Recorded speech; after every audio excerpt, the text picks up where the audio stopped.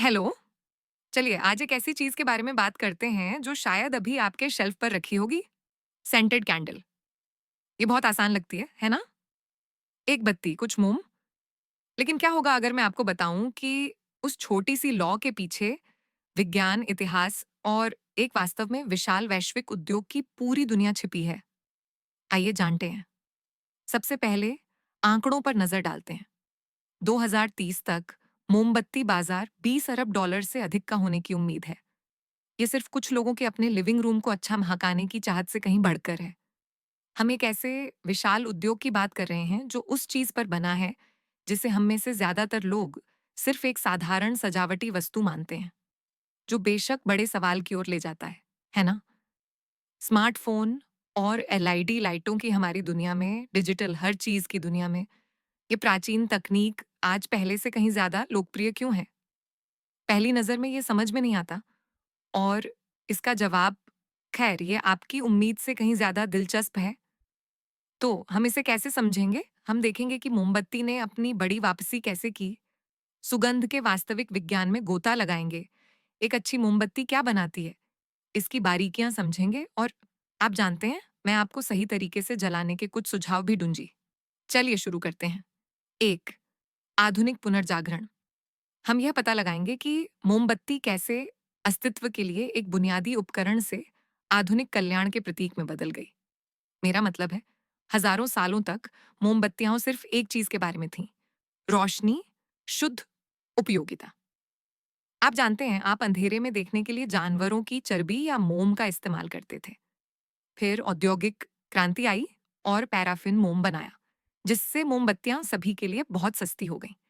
लेकिन यहाँ दिलचस्प बात है, इलेक्ट्रिक लाइट बल्ब का आविष्कार। आप सोचेंगे कि यह मोमबत्तियों का अंत होगा, है ना? नहीं, ये वास्तव में उसकी मुक्ति थी, क्योंकि अब रोशनी के लिए उसकी जरूरत नहीं थी। मोमबत्ती कुछ और बनने के लिए स्वतंत्र थी, कुछ ज्यादा। ये एक लग्जरी वस्तु बन गई, मूड बनाने का एक तरीका, और अब हमारी आत्म देखभाल दिनचर्या का एक प्रमुख हिस्सा। और यहीं से हमारे दूसरे भाग की शुरुआत होती है, सुगंध का विज्ञान। क्योंकि वह वेलनेस चीज, ये आज मोमबत्ती की लोकप्रियता के पीछे का असली इंजन है। और ये सिर्फ आपके अपार्टमेंट को वैनिला जैसा महकाने के बारे में नहीं है। ये इस बारे में है कि वह सुगंध आपके मस्तिष्क को कैसे प्रभावित करती है। तो ये ब्रेन हैक ठीक कैसे काम करता है? खैर, ये सब आपके मस्तिष्क के एक हिस्से पर निर्भर करता है, जिसे लिम्बिक सिस्टम कहते हैं। इसे अपने मस्तिष्क का भावनात्मक हेडक्वार्टर समझें। अब यहाँ मुख्य बात है, हर दूसरी इंद्रिय, दृष्टि, स्पर्श, श्रवण, उन्हें इस भावनात्मक केंद्र तक पहुंचने से पहले ढेर सारी प्रसंस्करण और फिल्टरिंग से गुजरना पड़ता है। लेकिन आपकी गंध की भावना, इसके पास एक सीधी वीआईपी एक्सप्रेस लेन है, एक अनफिल्टर्ड हॉटलाइन, सीधे आपके मस्तिष्क के उस हिस्से तक जो भावना और स्मृति को संभालता है। यही कारण है कि एक निश्चित गंध आपको समय में वापस ले जा सकती है ना? जैसे ताजा कटी घास या वह परफ्यूम जो आपकी दादी लगाती थी। और इस सीधे संबंध के कुछ वास्तव में शक्तिशाली, मापने योग्य प्रभाव होते हैं। वैज्ञानिक अध्ययनों से पता चलता है कि कुछ गंधें कुछ अविश्वसनीय चीजें कर सकती हैं। लैवेंडर की गंध वास्तव में शांति ला सकती है और चिंता को दूर कर सकती है। अन्य आपकी नींद की गुणवत्ता में सुधार कर सकती है, पुरानी यादें ताज़ा कर सकती हैं, और कुछ रक्तचाप को कम करने में भी मदद कर सकती हैं। तो जब आप एक मोमबत्ती जलाते हैं, तो आप सिर्फ, आप जानते हैं, एक कमरे को अच्छा नहीं महका रहे होते हैं। आप वास्तव में एक वैध कल्याण उपकरण का उपयोग कर रहे होते हैं। ठीक है, तो आप सुगंध की शक्ति से सहमत हैं। लेकिन एक बेहतरीन मोमबत्ती को एक साधारण मोमबत्ती से क्या अलग करता है? खैर, ये सब उसकी बुनियादी संरचना को समझने पर निर्भर करता है। तो आइए इसे तोड़कर उन प्रमुख तत्वों को देखें जिनके बारे में आपको वास्तव में जानना जरूरी है। और यह सब मोम से शुरू होता है। ये वास्तव में बड़ी बहस है। एक तरफ आपके पास पैराफिन है। ये बहुत आम है क्योंकि ये सस्ता है और सुगंध को बहुत अच्छी तरह से रखता है। इसका नुकसान, ये पेट्रोलियम का एक उपोत्पाद है, और जब ये जलता है तो कुछ अच्छे नहीं, जहरीले तत्व छोड़ सकता है। दूसरी तरफ आपके पास सोया जैसे पौधों पर आधारित मोम है।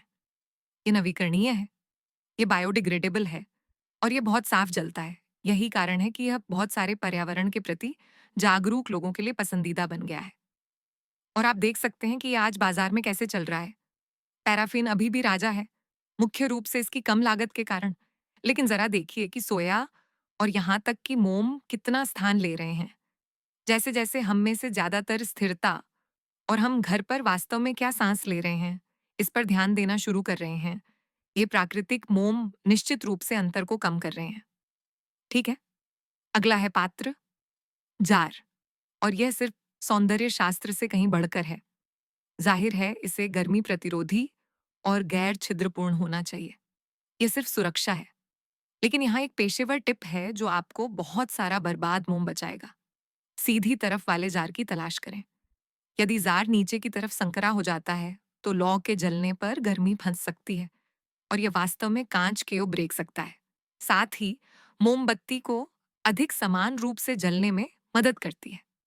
और अब मोमबत्तियों की दुनिया में सबसे महत्वपूर्ण शब्द हो सकता है थ्रो।